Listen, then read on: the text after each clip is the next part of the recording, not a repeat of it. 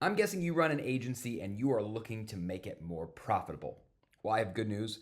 We have a tool we use called the margin triangle, and it is the primary mechanism that we use with our clients to generate the unit economics required to run a profitable agency.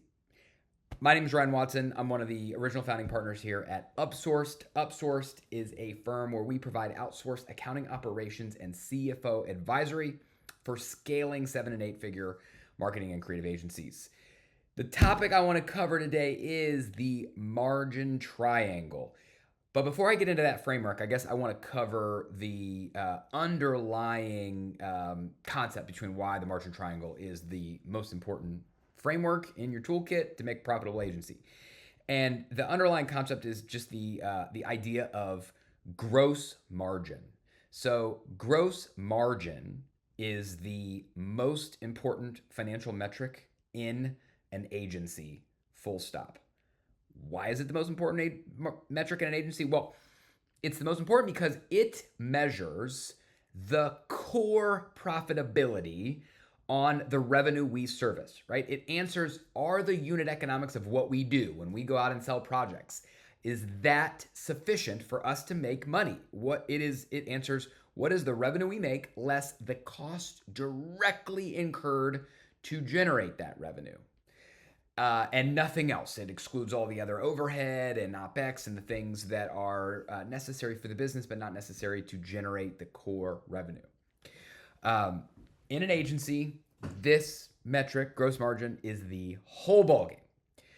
So, first of all, how do we calculate gross margin? So, in an agency, we start by determining what we call agency gross income, or AGI, right? Which is really just net revenue. And we get to that by taking our gross revenue, gross billings, and subtracting out the pass-through costs on those projects. So if we're a media agency, obviously the media and any other contractor, freelance, other pass-through costs, right? We ultimately just want to look at the net revenue we have generated available to our agency for all the other things that we need to incur from a cost standpoint. So AGI, right? So that's the first. We take gross revenue less pass-through equals AGI. From there, we subtract the costs to service that revenue, or COGS. For an agency, that's primarily service wages, right? I sell a project and my cost of goods sold or my cost of sales are the people who are delivering the service, right? So it's my AGI less my costs of goods sold, which are primarily service wages. They might also be tooling or travel to go to the client to see them and deliver the service, but it's mostly service wages. AGI less cost of goods sold equals gross profit.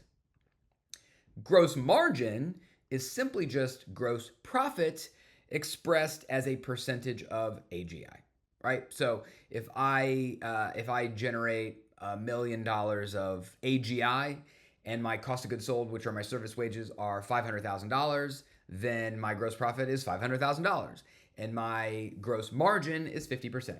$500,000 divided by $1 million. In your agency, if your gross margin is good, you will be profitable. If your gross margin is not good, you will not be profitable. It's that simple. Like it is the whole ballgame. In an agency, good for gross margin looks like a range of 45 to 55%, right? 45 to 55%. That's what we're targeting with some limited exceptions based on business model. Okay, so hopefully at this point I've convinced you that this is where we should be focusing, and your next question should be, how do we do it? But I can acknowledge that there are some thought leaders out there whose names I would love to name, but I won't, who don't like gross margin.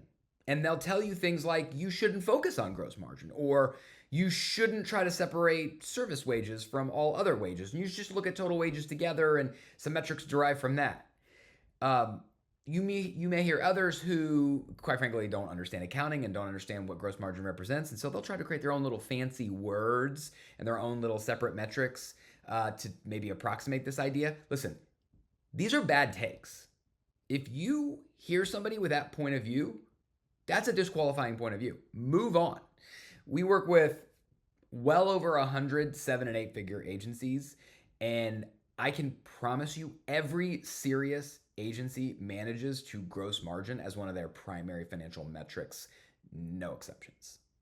Okay, so now that we've gotten that out of the way, let's talk about how do I optimize for gross margin, right? What are my levers available to me? And this is where the margin triangle framework comes into play. And ultimately, the margin triangle framework is just a visualization to help you see that driving gross margin are two inputs or levers, and really just two inputs or levers: project margin and utilization, right? So utilization is, in a traditional agency, my COGS wages, right? My service team are primarily full-time W-2 fixed wages. And so utilization answers the question, how much of those costs are, or how much of that time is being devoted to servicing revenue, delivering client work, and how much of that time is unallocated or unutilized. Project margin answers the question, of the time I'm spending on client work, how much money am I making? How much money am I making on each project or on my projects all together by taking the revenue less the direct cost or the time spent multiplied by the rate per hour spent delivering that work, right? So if I have a gross margin problem, I have one of two or both problems, right? Problem number one is I have a utilization problem. Like let's say problem number one is project margin problem. So problem number one is project margin problem, meaning like I am not generating enough revenue relative to the cost rate of my people to have a good gross margin of 50%. That's one possibility. The other possibility is, problem number two is, I'm generating good project margins when my people are doing work. It's just that I don't have enough work for them to do to keep them adequately utilized. And so a substantial amount of the costs I'm spending for COGS wages every month are going to unutilized or unallocated time. And that's dragging down, even though they're making money when they're doing work, they're not doing enough work, right? It's just, those are it. Those are the two problems. It's also possible that I'm not making enough money when they are doing work and they're not doing enough work enough of the time. It could be both, right? It's just two levers. So let's talk about each lever and how to calculate it, how to think about it, how to manage to it. Got it? Great. Okay, so let's talk about project margin first. So again, project margin is calculated by taking revenue less my service wages that are directly involved in doing work. So revenue less client hours times hourly rate, right? So all the time spent doing work times the hourly cost rate of that time, or in total, revenue less my total service wages times my service team's utilization, right? You get to the same result. In general, that project margin target should be 65% in a healthy agency. Another way to think about it is that my average realized rate or my average billing rate should be 3 times my average cost rate. Again, you can look at your projects in total, but it's a whole lot more fruitful to look at them individually. So normally what we would do is we would look at project by project, what is the revenue on that project, less the client hours times the cost rate per person to generate the cost of that project. Revenue of the project less the cost of that project equals the gross profit of the project, right? Now, a couple things to keep in mind as you're doing this exercise. The first is, in order to calculate the hourly cost rate of my individuals, I'm going to take their fully loaded salary. And when I say fully loaded, I mean base salary plus taxes, benefits, 401k, whatever else, bonuses, the fully loaded, all of the compensation I'm giving this person and their taxes and whatever else. And I'm going to divide that number by 2080, 2080. 2080, if that number does not immediately jump at you as something you recognize, 2080 represents the amount of available hours in a year. 40 hours a week times 52 weeks. We'll talk about that later when we talk about utilization, but it's important that we're using 2080 hours, right? Now, as I mentioned, you could theoretically calculate your total project margin for all projects by just taking revenue and then, utilization times your service wages. But in order to manage, you absolutely want to look at individual projects, right? And when you're looking at individual projects, you're going to see naturally some highs and lows, right? Like you might have 65% as your average, which is what you're looking for. And you might have some projects that are 80%. You might have some projects that are 50%. In general, some degree of variability is expected, and you should not drive yourself crazy by assuming that all projects need to be to 65%. And anytime a project is under 65%, it is a problem worth your time to solve. That's not necessarily the case. There is going to be some baked in variability, but to the extent that you have projects that are well outside that standard range, or call it one standard deviation, or your average project margin is below the 65% or well below the 65% threshold, you do have a problem to solve. And I'd say one kind of natural reaction when we have project margin problems is to go looking for themes or broad culprits with sweeping solutions first. And I would tell you that is not the best way to manage your project margin. You're better off looking at individual projects with individual problems and diagnosing those individual answers.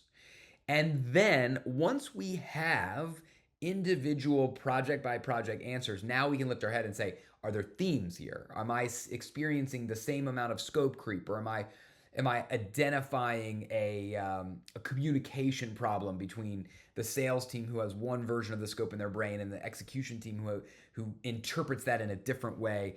All sorts of potential thematic issues that I can solve with more than a targeted solution. But I would caution you against looking for those big themes first. Just identify individualized project level problems and then draw conclusions, draw themes. Because I think you'd find that finding themes on their own are a little bit more challenging than it might seem. So anyway, okay, that's project margin. The other lever is utilization, right? Utilization is your client hours divided by your available hours. Now, first, I guess let me clarify what I mean by utilization in the first place, because you'll see plenty of thought leaders have points of view on this as well. I don't care about your firm-wide utilization. I don't care what the utilization is for your sales director. I don't care what the utilization is for your ops manager. I already know it's 0%. It's not their job to bill client hours. Why do I care that to confirm that they don't?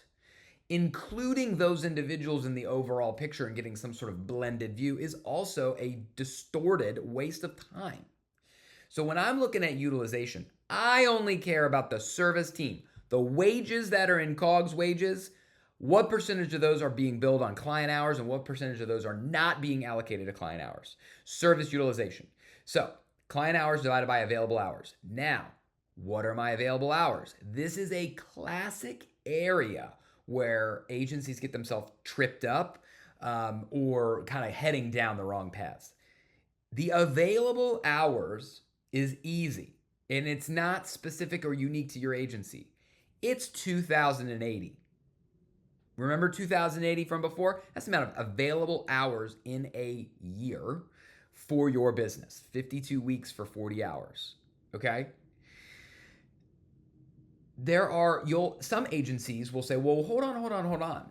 I don't have 2080 available hours, right? I only have fewer than that because my team has sick days and they have PTOs and I have summer Fridays and I have all sorts of reasons why I have fewer available hours. And you'll see folks that will try to reduce their available hours to accommodate for those things. Those are wrong, right? Those are wrong, primarily because doing anything differently just adds an unnecessary layer of complication and opens yourself up to making some errors or some apples to oranges comparisons. So again, most importantly, the number we use to calculate our, because project margin and utilization have a mathematical connection to one another. If I know my gross margin, I know my project margin, I know what utilization must be, I know it. It has a mathematical relationship. And so I have to preserve that mathematical relationship. And one of the ways I do that is by making sure that when I calculate my project margin, and specifically the hourly rate for my team, I got to use the same amount of available hours as I would use to calculate their utilization. I cannot use different numbers. So I can just use 2080 here, 2080 there, right? Secondarily, listen, I am paying a person to work a full year. Whether they work a full year or I even expect them to work a full year or not is beside the point. In order to accommodate for those things, I don't reduce their available hours. I don't gross up my utilization. Like I don't say, oh no, sure, I have summer Fridays, but they're working 100% of the time I thought they could work. I care about what percentage of the time I'm paying them for, which is the whole year, right? And then to accommodate for the fact that, well, listen, I know they're not going to be 100% utilized, right? Because they are going to take vacation. They are going to take their summer Fridays. They are going to get sick. We are going to have internal meetings, etc. I get it. All those things are true. We're not going to set a 100% utilization target or anything close to it. We are going to adjust our utilization target based on what we know to be possible and plausible for them, right? But we don't reduce the denominator to gross up our utilization. We reduce the target. And the other reason that we do this outside of eliminating, outside of it being, I think, intellectually the most honest and also it creating or avoiding unnecessary complication, it also just allows us all in the world to talk within the same language, right? My utilization number can be compared to your utilization number and can be compared to your utilization number. We all have different PTO and vacation policies. Not all of us do summer Fridays, but we all observe the same calendar. We all have 12 months in a year, 52 weeks in a year, 40 hours in a week. And so if we just all agree to use 2080, then we can all talk the same language. So I'll step down off my soapbox and just leave you with, in order to calculate utilization, I'm going to use 2080 as the basis for the available hours. I'll divide that by 12, by the way, in order to get the amount of available hours in a month. That's my denominator, and my numerator, of course, is just hours spent on the client, right? Hours spent on the client, not necessarily billable or unbillable. I think that's a kind of a fluid term for a lot of agencies. Just client hours divided by available hours. That's my utilization. Got it? Now, if I'm an agency and I am targeting a 50% gross margin, which is that midpoint of the range I mentioned to you, and in order to do so, I think I can achieve with the market dynamics and my pricing power and whatever else, a 65% project margin, which is also what I suggested would be a good target for you. Then in order for those things to be true, my service utilization must be 70%. Remember, mathematical relationship. That I know that to be true. That has to be the case if project margin is 65% and gross margin is 50%. So I have a service utilization of 70%. Now, does that mean everybody has a 70% utilization target? No, of course not, right? I'm going to set a different utilization target depending on the individual. Somebody who is an individual contributor might have, 80% or higher utilization target, and a person who is a manager or has somewhat of a blended hybrid role, they might have a utilization target south of 50%. None of those things necessarily matter so long as on a blended basis, my service team's utilization meets or exceeds the target to enable me to get to my 50% gross margin with my 65% project margin. These are the levers.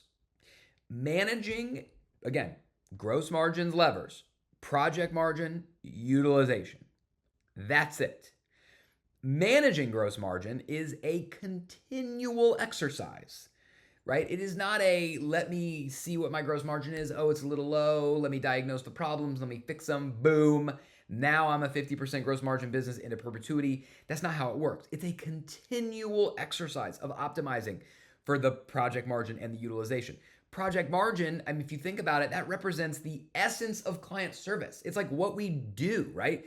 Generating quality work on time, on budget, with the right individuals in the most efficient manner possible. It's literally what we do distilled down into a financial metric, right?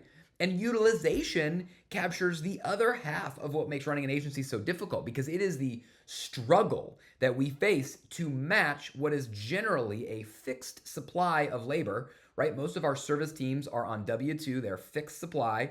I got to match that against what is a somewhat variable demand for revenue. I've got projects that may go up and down. I've got new business coming in or churn going out that I can't perfectly model in the same way I can perfectly model my wages, which are flat, right? And so I've got to handle this tension. Too much work. I've got to hire new people, not enough work. I got to figure out how to let air out of the tires, which might mean letting some people go or using contractors, whatever, right? This is the whole ball game. Project margin and utilization is the whole ball game. These two things are what running an agency is all about. And for that reason, gross margin is your primary scorecard for how you're doing. So if you want to build a repeatable, sustainable, profitable agency, all you have to do is conquer the margin triangle.